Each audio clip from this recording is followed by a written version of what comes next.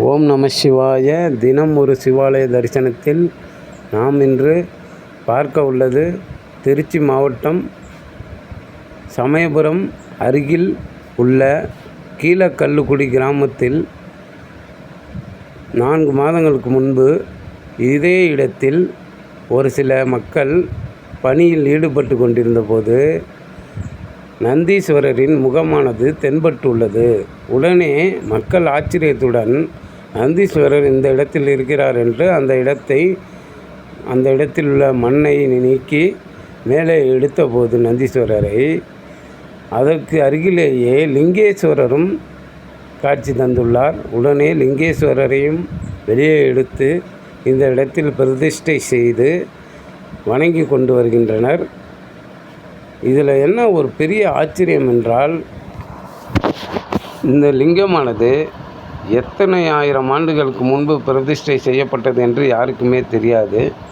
ஆனால் இந்த கலியுகத்தில் வாழும் நமக்காக இப்போது தோன்றி இப்போது மக்கள் கண்களுக்கு தென்பட்டு நமக்காகவே காட்சி கொடுத்துள்ளார். நமக்காகவே கோயில் கொண்டுள்ளார்.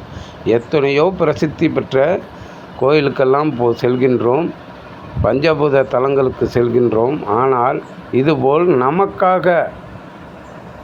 நமக்காகவே சுயம்புவாக உண்டாகிய இந்த மாதிரி ஆலயத்துக்கு செல்லும்போது நமக்கு அவ்வளோ ஒரு பலன் அதிகமாக இருக்கும். நான் இந்த கோயிலை வீடியோ எடுக்க போன போது எனக்கு அவ்வளோ ஒரு வைப்ரேஷன், அவ்வளோ ஒரு குட் வைப்பாக இருந்துச்சு. என்னால் அதை வார்த்தையால் சொல்லவே முடியல.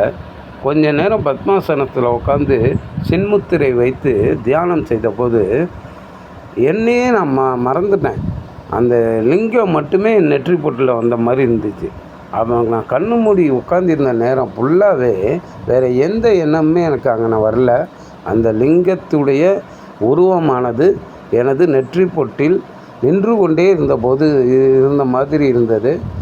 அவ்வளோ ஒரு என்னால் அந்த வைப்பை வார்த்தையால் சொல்ல முடியல. அவ்வளோ ஒரு இதாக இருந்துச்சு. மக்களே, முடிஞ்ச அந்த ஆலயத்துக்கு வாங்க, இறைவனை வணங்கிட்டு செல்லுங்கள். உங்கள் வாழ்க்கை வளம் பெறும். அதனால் நான் சென்றுட்டு வந்ததுக்கப்புறம் எனக்கு ஒரு சில நல்ல விஷயங்கள்லாம் நடந்திருக்கு. அதாவது நோய் நொடி இருந்தால் கூட தீர்க்கப்படும். ஓம் நம சிவாய.